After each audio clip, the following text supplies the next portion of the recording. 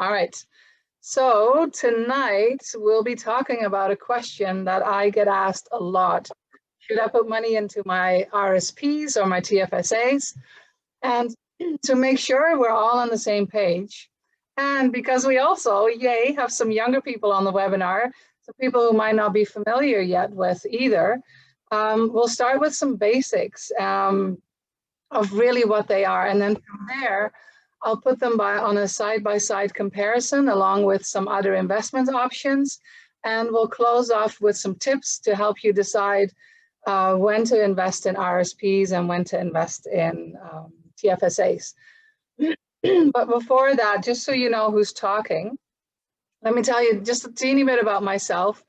My name is Mariska Reinerink. I'm a holistic financial planner, money and strategy business coach, and the owner and founder of the Holistic Money Wellness Institute. The website should go live any day now. And often I get asked, what is a holistic financial planner? So let me touch on that. I've been working in finance for close to 20 years, and for much of that, the traditional way. However, I continue to see with my clients and myself that there's so much more to money than just the numbers. We have beliefs around money, fears, emotions, and certain patterns as well. And that just doesn't get addressed the traditional way, where it's all about the numbers. So what the money wellness method that I developed is all about is integrating this human side of money, as I call it, with the practical side. And I do this by integrating my background in healthcare as well as behavioral finance and money coaching. So you may hear me talk about how the brain works with money or how our body influences our spending. But tonight, it's all about understanding the facts. You see, if we're not clear about something, then we start to doubt ourselves, and then our emotions start running the show. And with that, our stress levels go up and it sets off this chain reaction. But, that's a whole other webinar on money stress. So we'll talk about the facts today and just more of the financial stuff. And a quick disclaimer, of course, I'm not giving specific advice here tonight. I'm just giving you general information only. If you have questions specific to your situation, contact me after this or talk to your advisor and then, discuss that. Cool? All right, so let's get started. And let's start with clarifying what an RRSP is and what a TFSA is. So an RRSP is an account registered with the federal government to encourage people to save for their retirement by offering tax incentives. So let's talk about what that means for a minute. And as always, I prefer visuals, so I try to put together this little visual for you today. So here you have an account, and it becomes a an RRSP by becoming a tax label, by putting a tax label on it. So the account itself, the RRSP is not a specific investment. It is a vehicle that holds investments and shelters them from taxes. So this tax label here determines how the money gets taxed, or if you get a tax refund when you put money in and when you pull money out. So let me see. So when you put money into this account, that's an RRSP, you get a tax deduction. And we'll talk more about that in a bit. Now, while the money is invested, it is not taxed, and it grows without being taxed, which is great. And again, more about that. And has anybody ever pulled money out of their RRSPs? Do you know what happens when you pull money out of your RRSPs? You get taxed, like every single penny of it get taxed.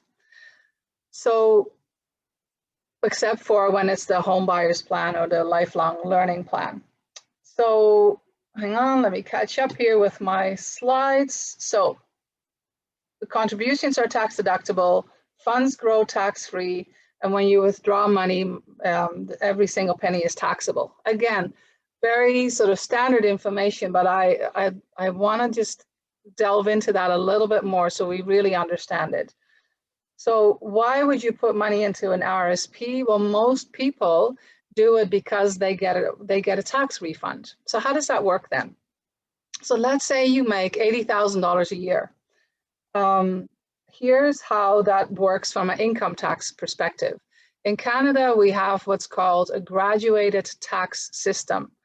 Again, we could do a whole webinar on that, but the long and short of it is we don't get taxed the same amount on the whole 80,000. We have tax brackets and get charged different percentages on each bracket. So here we have the different brackets. Where's my mouse? Here we go. So here we have the different brackets. So for the first 12,000 or so, you don't pay any tax. Then for the next 35,000, you pay about 20% tax. And for the next bit, so 32,000 in our example, you get taxed 31% over this amount only, okay? So in total, when you make $80,000, you would pay about $17,000 in taxes, okay? Now, let's say we put $10,000 into our RSP. The government, CRA, will now deduct that from your income. So we made 70,000 instead. So we lower our income by the amount we contribute. And what that means then is that at 70,000, here again, seeing these tax brackets, you end up paying about $14,000 in tax.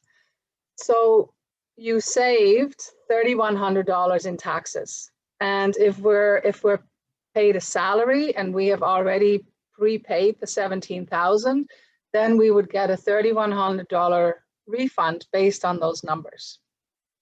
Now, a lot of people look at that $3,100 as free money, but it's really just getting back what you've loaned to the government, what you've already paid the government. But aside from that, you get a refund, and I think that that's why a lot of people put money into RSP accounts. So question, I have money taken out of my wage after it's been taxed. Then I put it into an RSP. When I take it out, okay, so I'm gonna hold off on that. There's a question that comes in. So when you get money from your salary, the tax has been withheld. Then when you file your taxes, your accountant will then show the government how much money you've put into RSPs, and then you might get a tax refund at that level. I'll get into that a little bit more later. Also, what I'm going to do is give you a link where you can find calculations for figuring out these two things. So back to this. Oops. Next slide. Here we go. So the other reason you would buy an RSP is you get tax deferred growth. So what that means is you don't get taxed on the money while it grows. The same is with some other investments as well, including a TFSA. So is the tax deferral a big deal? Yes, it is. So let me do a quick poll. Let me give you a quick example here. I think that might be a bit fun to look at that. So I'm gonna put up a poll here. So if you have a penny and you double it 30 times, how much money do you think you'll end up with after it's doubled 30 times? So it goes from 1 to 2 to 4 to 8, 16, and it continues to go. Don't try to calculate this, just click on the answer you think it is, and then we'll go from there. So far, 2.5 million is leading. Anybody else want to just give it a go? Just take a guess. Okay, everybody's doing 2.5 million. Oh, 400,000. Okay. All right. So most heavily leaning towards 2.5. One person thought 400,000. Okay. The answer actually is 10 million. And if do you think that's shocking? Here, I'll show you the results here. If you think that's shocking, think of it backwards. Because if you divide a 10 million by 2, then it's half a 5 million divided by 2 is 2.5, 1.25. So it goes down really quickly as well. And trust me, I have recalculated this on my calculator so many times, it really is 10 million. But that's not even my point. My point is, what if we do this again, but then it and then deduct 20% in tax before you double it again and take off 20% in tax? What do you think the answer would be then? Hang on, continue. No, just trying to see where the other poll is. And polling. Oh, here we go. Okay, so same penny, double it, take off 20% in tax, double it again, take off 20% and keep going. How much would you end up with then in that case? Same penny. Put in your vote and see. Okay, so it's a bit more spread. Anybody else want to vote quickly?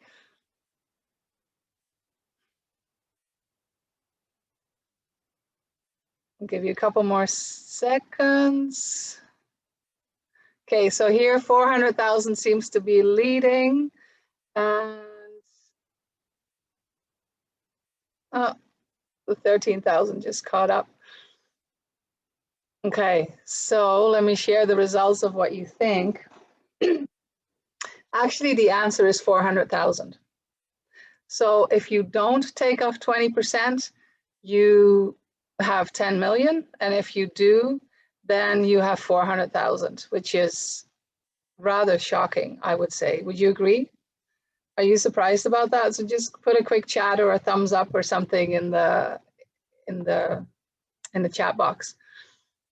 So it's important to pay attention to taxes, right?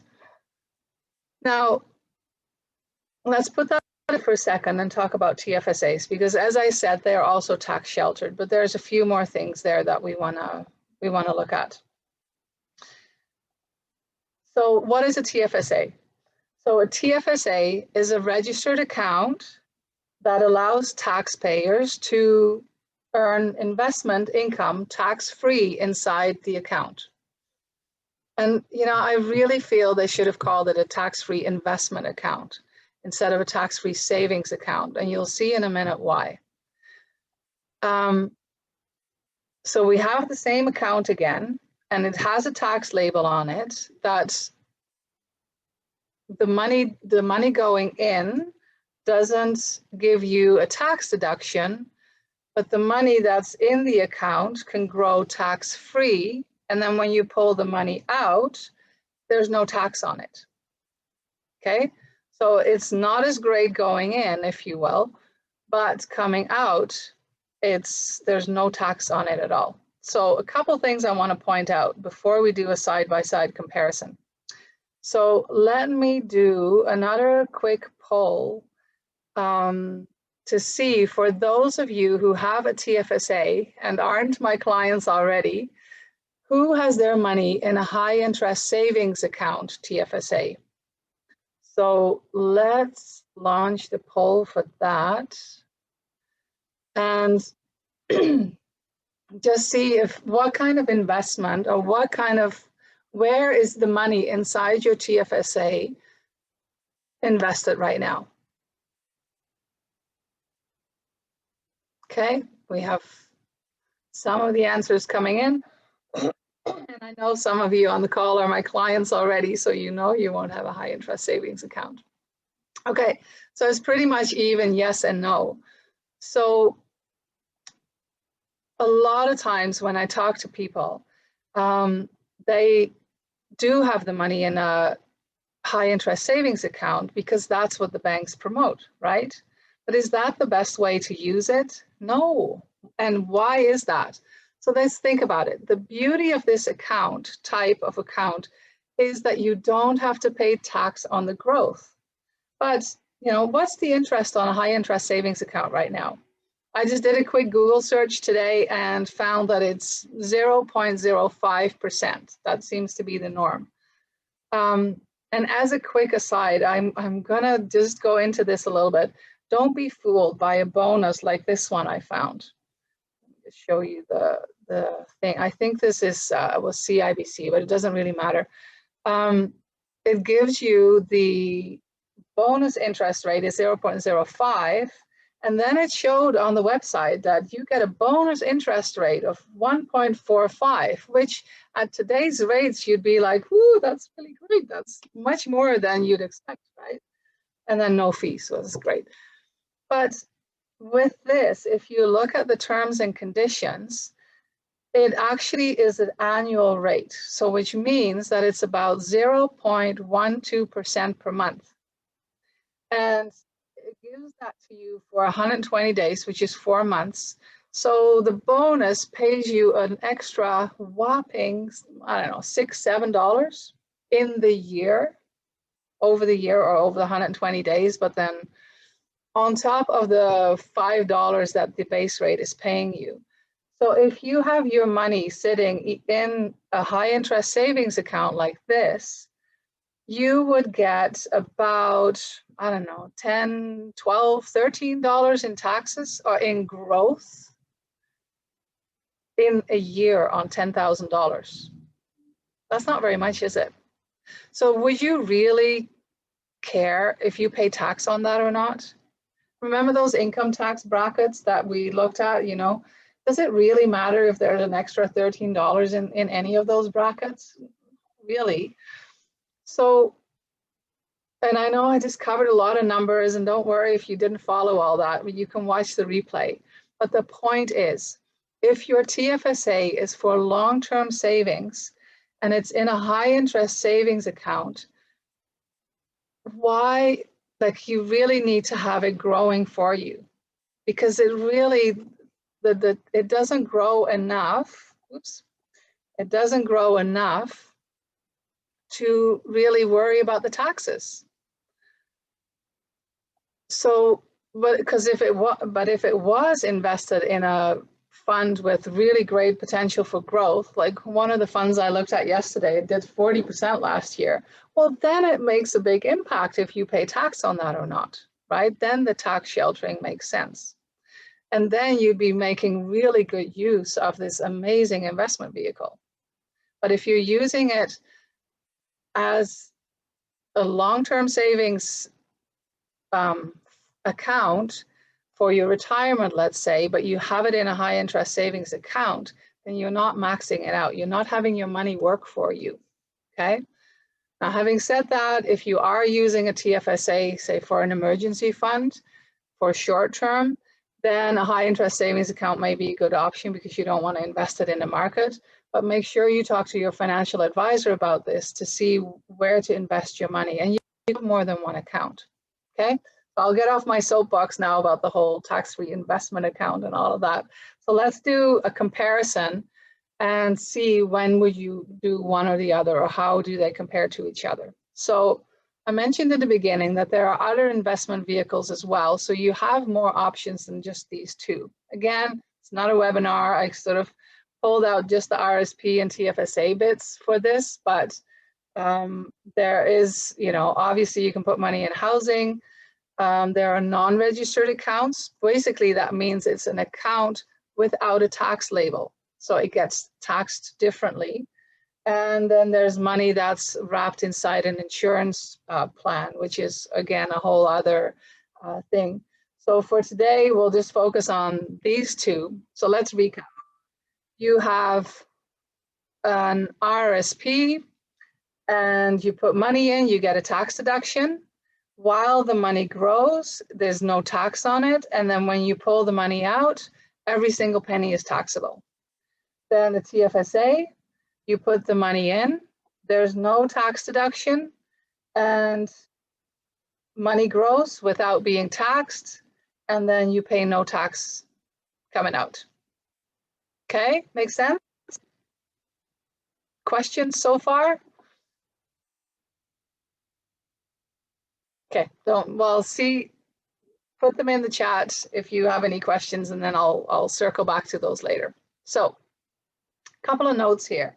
I know it's a lot of text. I'm happy to send you the copy of the slides if you email me, because I can't send it through Meetup. But a couple of things here. So with an RSP, how much can you put in? It's based on your income. So basically every year you increase the room that you can put in by 18% of your taxable income. So back to Alex's question, you just came to Canada.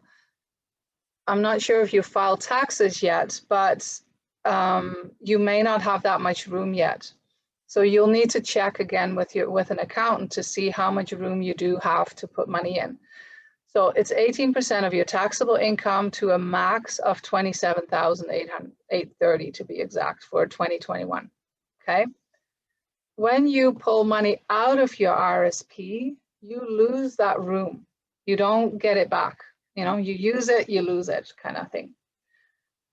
There is a deposit deadline for 2020, which is March 1st, 2021, which means that if you put money into your RSP before that date, you can still use it against your income from 2020. It's called the first 60-day rule, and that's why there's often, or there used to be, line at the bank, you know, late February, where everybody's waiting to the last minute to put their money in. You can have more than one account. You can assign a beneficiary, which means that the money is going to go to, when you pass, the money is going to go to your beneficiaries with bypassing probate. You have to convert your RRSP, your Registered Retirement Savings Plan, to a RIF, which is a Registered Retirement Income Fund. And at that point, you have to start taking money out. The year after, you have to start taking money out. And the government has tells you how much the minimum is that you need to pay to take out. I can tell you lots of stories about that, about people that, you know, have done what they were told to do, is put all their money in, takes out their RSPs, and then they find themselves at retirement having to take out more money than they need and get taxed on it more than they need because there's a minimum amount that you have to pull out each year. And then the last thing, which is important to compare to the TFSA, is that it can impact your old age security. So when you retire, most people get what's called CPP, the Canada Pension Plan, and they get OAS, which is the old age security. The old age security is a top up, and if you make a certain amount of money, they can do what's called a clawback. So the RSP, the RIF money, because it's added to your income, it's going to push your income higher, which then can drop your OAS. So I see a question here from Anita. Does the RSP immediately convert to a RIF? Do you mean immediately as in at 71, or? Well, I'll answer the question. Yeah. Oh, I meant that, you know, I turned 71. Do I have to take action on it and keep track of it, or does it immediately roll over? It doesn't roll over. You will get notified, and then, so in the year you turn 71, you have to convert it to a RIF. In the year after, you have to start taking money out. You can start taking money out before, but you don't have to. Okay, so that's the 71 is the have to start taking money out the year after. Okay, the TFSA, so let's do that comparison. It's not based on income. The max that you can put in is not based on income. The government announces every year what the limit is going to be for the following year. So right now you can put in $6,000 for this year, but if you haven't used it in previous years, then the max that you can put in right now is 75,500. Okay. And it's important that that's a deposit. It's if your money has grown in the meantime and the balance is 75,000, it doesn't mean that that's also a deposit. So again, what you want to do is check your notice of assessment of last year's taxes to see how much room you have left. Now, if you're new to Canada, then you will not have that $75,000 room.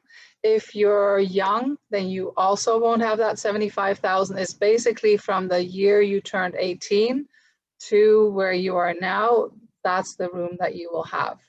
And most years it's been about $6,000 a year room that you get. Okay, I hope that answers some questions that might be coming. When you pull money out of a TFSA, that room, so let's say I have, I don't know, 50,000, I have $75,000 in there, and I pull $20,000 out because I don't know, want to buy a new car, whatever. And then that room would become available again next year, 2021. I cannot, so now is January. If I pull it out in January, decide to not go ahead and buy my car, then and put it back in February, it's only going to look within this year at what I've contributed. It's not going to deduct the amounts that I've pulled out. It's only going to do that once you file your taxes next year.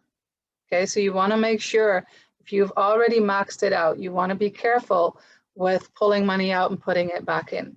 Okay, so again, talk to your advisor, look up a bit more, or ask me if you have specific questions about that. I just want to make sure that you don't sort of, what's the word, willy-nilly kind of just go, oh, I'll just put it back in and I'll pull it back out, because for the year itself, they're only looking at the deposits that go in. They do not look at what's withdrawn until next year. Okay, hope that made sense. Deposit deadline, there isn't really any, because it's not tied to a tax year. It's not, because there's no tax deduction with it, it's not tied to a tax year, so there's not really a deadline, but that room is of per calendar year. You can definitely have more than one account. So some of my clients have different ones for different purposes. Like one might be for a down payment for a house, one might be for retirement, one might be for emergency funds, and they all have different types of investments inside with different risk profiles, so that we match that with when they need the money. You can also assign a beneficiary to it. Again, bypassing probate. And for those of you not familiar with probate, it's a process that an estate goes through.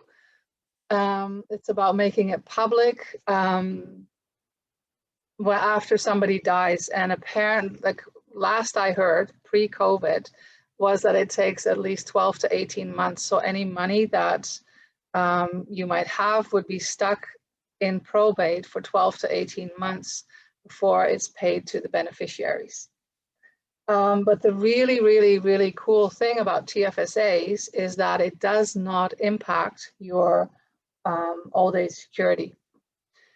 So if you use your TFSA as a retirement vehicle, which it's not really promoted as such, if you use your TFSA as a retirement vehicle and then you pull money out of your TFSA to supplement your income in retirement, it does not impact your OAS, your old age security. It does not get added to your income, and you don't have to pay tax on it, but it also doesn't then create an OAS clawback. So hoping that all makes sense. So please, please, please put questions in the put questions in the chat box so that we can I can be sure to go over some of that if you need more. But just to point out one more thing, and I touched on it a little bit, but one thing, when I do my full workshop about investing fundamentals, more often than not, people are blown away by this fact where if you, let's talk about RSPs for a second. RSPs are promoted to save for retirement. So you'll be pulling from there for many years to come, right? Or you'll be depositing into it, but then once you're in retirement, you'll be drawing on that. But what happens when you die? That's often the thing that we don't think about.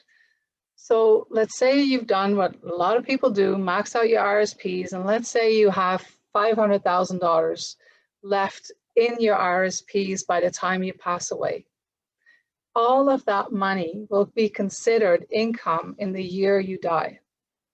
So in this example, your income for that last tax year would be $500,000 plus whatever else has come in already. Guess what happens to that?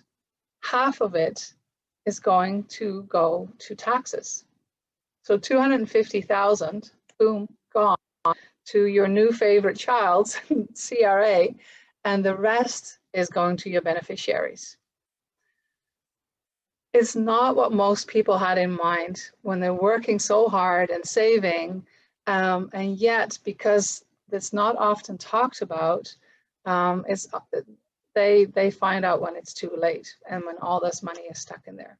So if you want to find out other options, talk to an advisor, get in touch with me. There's ways to get that money out of an RSP into something else with minimizing the taxes. So there's some creative ways to go about that. So back to the question of should I put money into my RSPs or TFSAs? Of course, the answer is going to be it depends. But here's what you'll want to consider. First of all, what is your taxable income after deductions? Like you saw in the tax brackets, not all money is taxed the same. So if you're in higher tax brackets, you'll get a lot of bang for your buck. If you're at a 35% tax rate, then you'll get back 3.5% of 3.5 cents on a dollar. Am I saying that right? You know what I mean. You get, for every $10,000 you put in, you get $3,500 back. But if you're in lower tax brackets, the RSP contribution is going to lower your income even more. Does it make enough of a difference? So that Ernst & Young calculator that I put in the chat will really help you figure this out.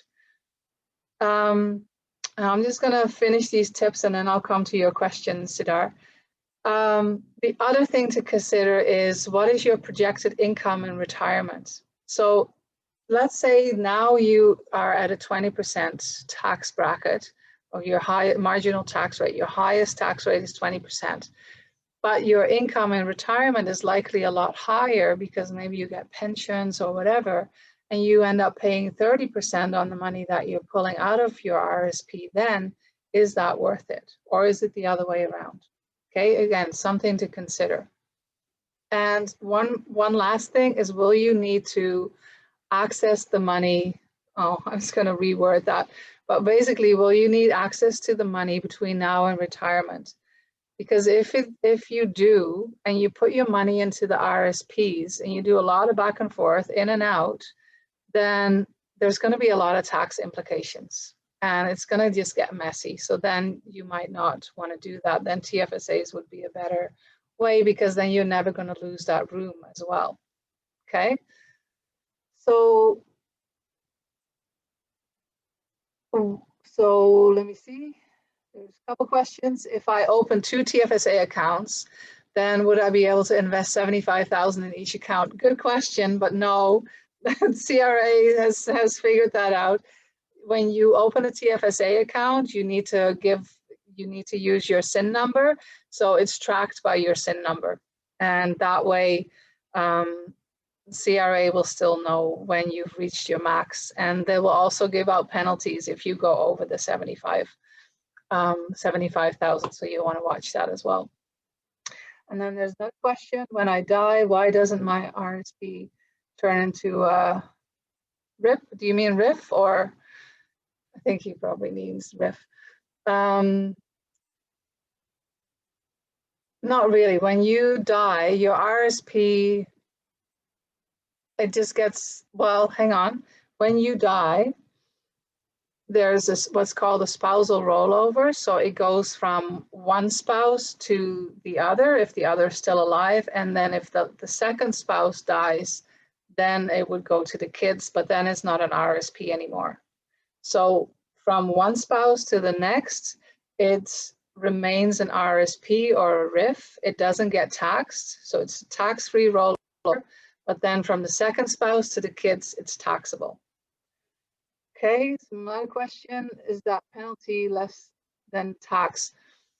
The penalty is 1% per month that you have overpaid. So I had this with some clients in November, end of November, where they actually accidentally deposited a bunch of money into their TFSA through their online banking. And we calculated that the chance of them, with the rate of return, the way the fund was going, they were going to actually have the money grow more than they would have to pay in penalty. So we decided to leave the money in. So is that, I'm hoping that that kind of answers your question a little bit. Because the penalty is 1% per month. So it depends on when you over contribute. If you do that in January, then it's going to be, 12% in total, like 1% per month, which really adds up. If you do it at the end of the year, it actually might be worth it as you get your money growing faster. Okay. All right, how are we doing so far? Is everybody still with me? I can't see all the cameras. So any questions? Oh, let me see what else. I can't remember what other slides I created this afternoon while I was doing this. Oh, I got a couple more tips. So RSPs, great for tax deduction. Oh, I mentioned this already. But work with an advisor to make sure that you don't have a huge tax burden at retirement. I can give you so many examples. I'll give you one just to see the importance of it. I met with one client who had worked with an advisor who was a wealth advisor. He was all about investing, not so much about taxes. And by the time I saw this client, they were late 60s. So they were retired and, starting to look at turning their RSP into a RIF, all of that stuff. He was getting an $8,000 a month pension from Shell, a really good pension. Not too many people have those anymore. And between him and his wife, they had about $1 million in their RSPs. They needed a little bit more money to live because, they were used to a good lifestyle. But the amount of money that they would have to take out the moment they turned 71 or the year after was so much more. And he was already, so $8,000, so that's like close to $100,000 a year. He's already at a really high tax bracket. So all that RSP money that he had to then pull out once it was a RIF, half of that would just be gone right away. He wouldn't even see it. It's gone to taxes. So that's where you want to start looking at this as early as possible. And of course, we don't know what's going to happen down the line. We can't foresee everything, but at least it's good to keep looking at the bigger picture, not just put your head down and put money in RSPs because you get a tax refund. There's more to this picture than just that. Next. If you didn't guess already, if you have an TFSA as your retirement investment option, make sure it works for you. Make sure it grows. If it's in a tax high interest savings account, it's not doing anything for you. And with both accounts, make sure you have beneficiaries assigned so the money goes to them without getting stuck in probate. Now, if you do an RSP or say at the bank, you can attach a beneficiary to the account as well. But there have been 1 or 2 cases in Ontario already last year where a judge overruled beneficiary designation and made the person or made the estate pay out the money to somebody else. So if you really want to be in control, then there is a better way, which is by using segregated funds. A quick bit on that. I think we have a few minutes for that. For those of you that aren't familiar with segregated funds, they're basically mutual funds. And mutual funds are a whole bunch of stocks wrapped together. You have a mutual fund. If you put a bubble wrap around it, if it's sold by an insurance company, then it's called a segregated fund. So it's still invested in the market. There's still stocks and bonds and things in there. But now, because it's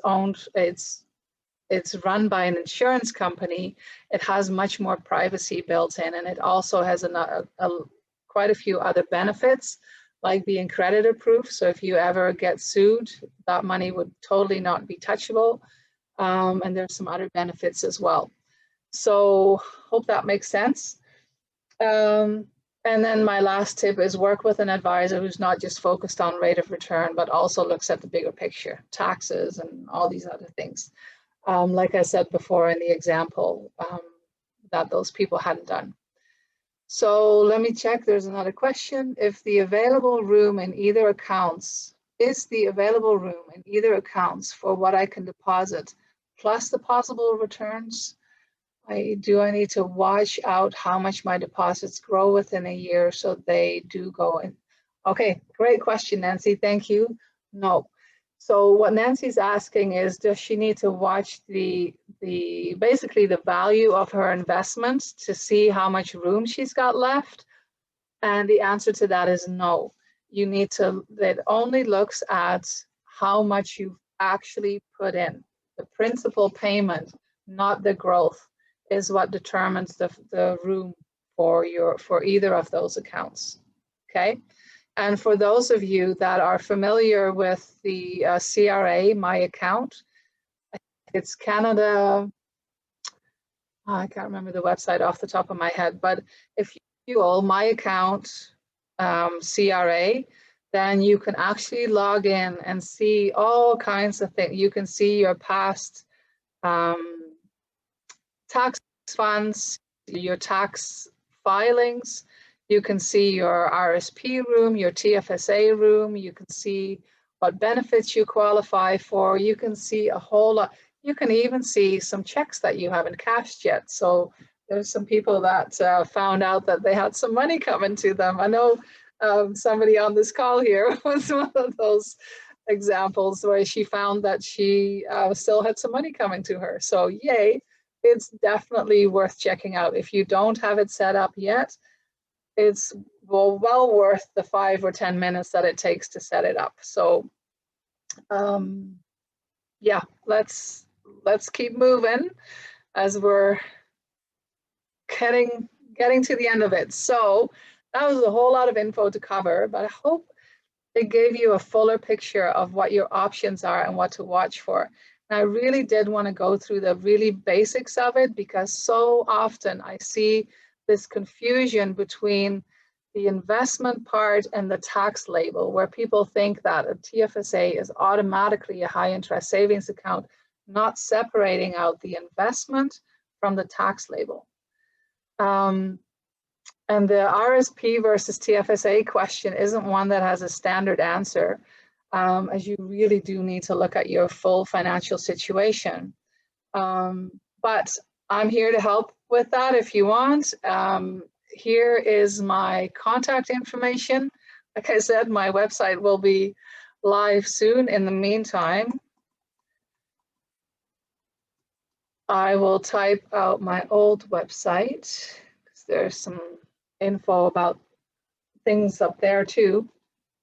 I did write an article about, oops, hang on, that didn't go to the right place.